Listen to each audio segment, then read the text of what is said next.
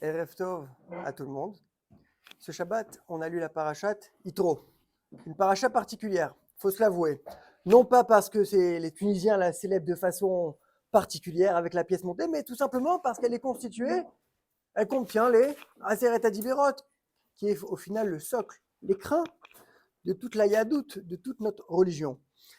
Dans un premier temps, la Torah aborde, évoque la fameuse préconisation, suggestion qu'a fait Yitro à Moshe Rabbeinu. Pourquoi tu es tout seul? Pourquoi tu ne délègues pas? Pourquoi tu n'es pas secondé? C'est impossible, tu vas sombrer, tu ne pourras pas tenir dans le temps, c'est impossible. Et dans un second temps, on nous apporte, la paracha nous enseigne, nous évoque les Aseret Adiberot. La première question d'emblée que Rashi se pose, concernant Yitro, on va Bezrat Hashem développer le sujet de Yitro ce soir, Eze Shmoa Shama Uba. Premier Rashi d'emblée. Quel est le sens de cette question-là? Quelle est l'information qu'Yitro a entendue? Quelle est la question sur Rashi? Qu'est-ce qu'il cherche Rashi? C'est marqué clairement dans le pasouk. Le premier pasouk, clairement, il nous dit que Yitro, il a entendu ce qui s'était passé avec les Béné Israël, les miracles dont les Béné Israël avaient bénéficié. Qu'est-ce que se pose comme question Rashi? On va aller plus loin. Ce n'est pas uniquement Yitro qui avait entendu cette information-là. C'est l'ensemble du monde, de l'humanité, toutes les civilisations. Et Mata Farad, ils étaient tremblés de peur. Dès lors qu'ils avaient entendu, ils avaient pris connaissance de ces événements-là. Alors quel est le sens de la question de Rashi? Mais en vérité, il y a plusieurs façons d'entendre et d'écouter les choses. Cela serait semblable au cas d'un paysan, un paysan qui était loin de toute modernité, de toute technologie, qui avait l'habitude, voilà, il avait sa petite vache, son petit âne, il avait son petit train-train, et il devait de temps à autre se rendre dans les grandes villes pour acheter les victuailles, ce dont il a besoin. À l'entrée de la ville, à sa grande stupéfaction, il voit une succession de barres de fer à l'entrée de la ville. Je me suis dit, mais c'est incroyable. C'est un véritable trésor que j'ai trouvé. En vérité, il s'agissait de quoi? D'un chemin de fer. Mais lui, il ne connaissait pas. Mais c'est génial. Et il commence, il voit, oh là là, en plus, il y a même des boulons, mais c'est un embelli. Et il commence à prendre pour essayer de déboulonner. Et là, il entend un klaxon. Il essaie de voir d'où provient, il ne sait pas. Il n'a pas trouvé, il continue dans son... Et encore une fois, il entend que ça klaxonne une seconde fois. Et là, au fond, il voit effectivement quelque chose arriver dans sa direction. Il voit comme ça une espèce de grand œil jaune comme ça qui éclaire. Il se dit, mais quelle joie! C'est trop bien. Il remet sa veste et il se met à danser. Il dit, c'est un ratan qui arrive dans le carrosse. C'est un carrosse. Moi, dans ma vie, j'ai l'habitude que le ratan, il y a beaucoup de simcha, il y a beaucoup de bruit, et on entend ces bruits-là, mais c'est exact, c'est un bruit semblable. C'est un ratan, et il s'est mis à danser. Et il était saméar.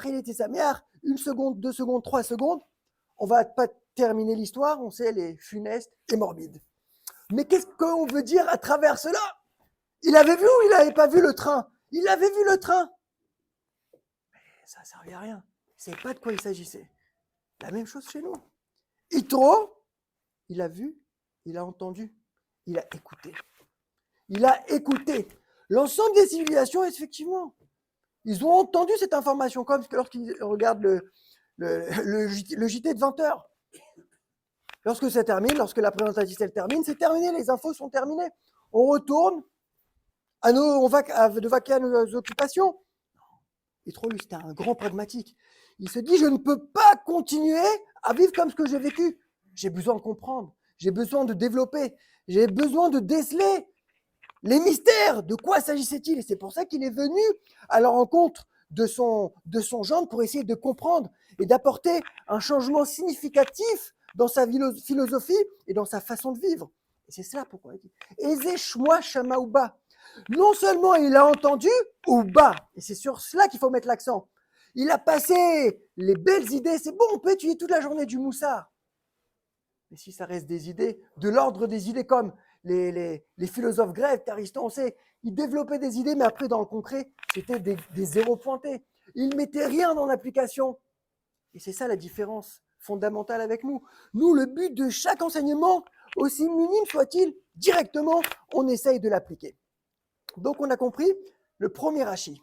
Seconde question que j'imagine que chacun d'entre nous s'est posée, c'était quelle est cette fameuse révolution qu'a apporté Yitro? Il dit, écoute Moshe, regarde, tu vas pas supporter, c'est pas possible, tu vas pas pouvoir juger du matin au soir les Béné Israël et les Béné Israël vont être fatigués.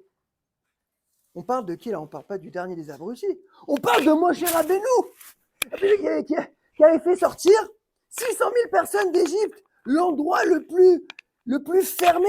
C'était un génie forcément, c'était quelqu'un de surhumain, c'était le Raya Memana, c'était comment il n'avait pas anticipé Moshe Rabbeinu qu'il avait été fatigué?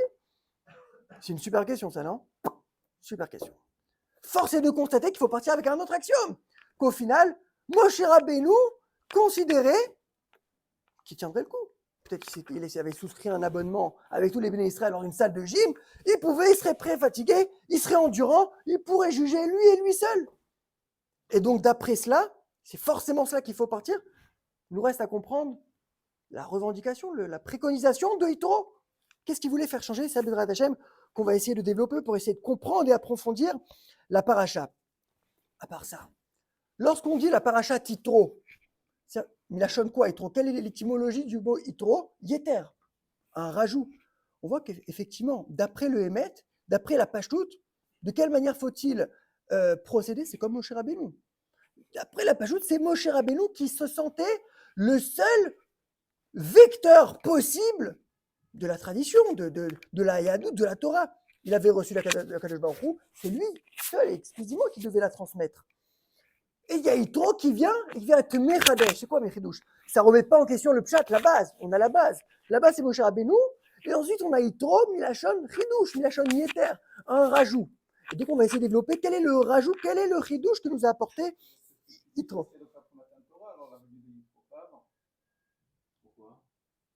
El Mugdam ou Meuchar.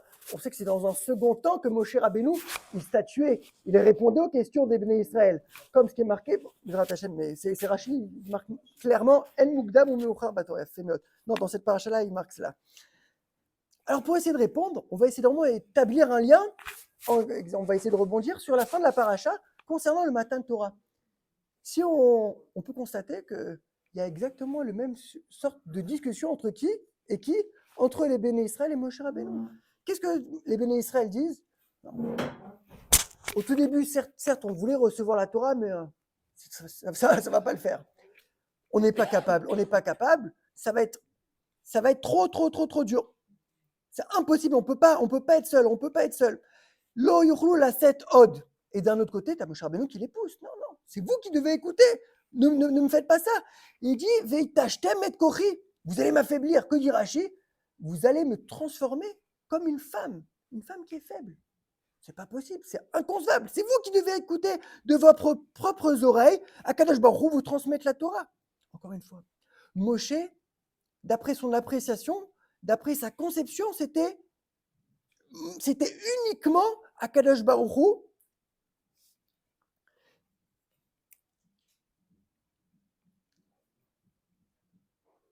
uniquement les Béné Israël qui devaient écouter d'Akadosh Baruch Hu. Ah, les Béné Israël se sentaient incapables. Moshe Rabbeinu dit non, vous n'êtes pas seul, vous êtes encadré.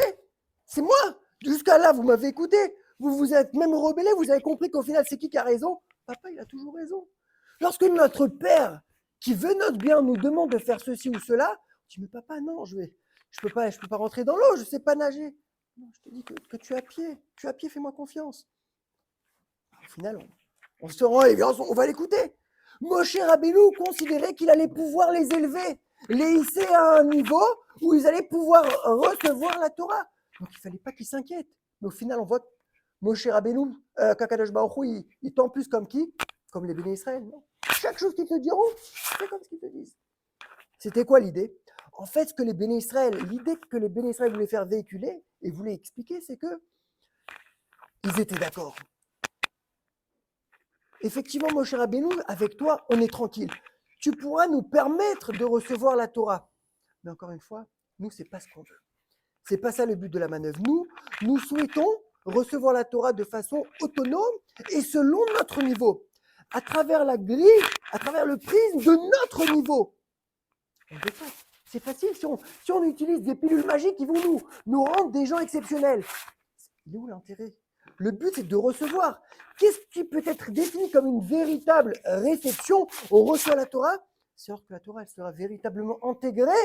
On fusionnera avec la Torah. Alors, si c'est quelque chose de superficiel, d'extérieur, qui vient nous aider, ça ne sera jamais intégré. Ça ne fera pas une partie intégrante, inhérente de notre être. C'est ça que les bénédictions exceptionnelles que les bénédictions disaient.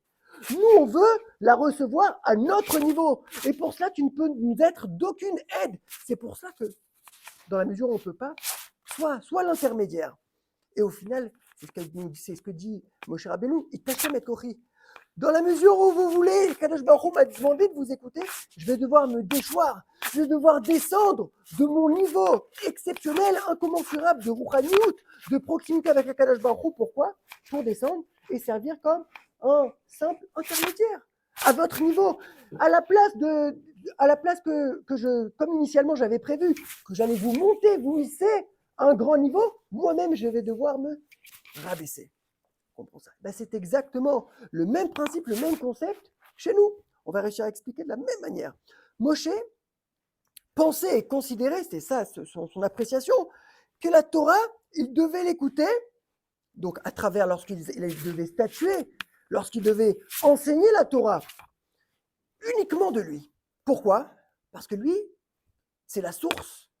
Lui pourrait offrir une Torah authentique, mécorique, comme ce qui est marqué dans Rashi, Shashrina Medaberet Mitor Garon Shel Moshe Rabbeinu.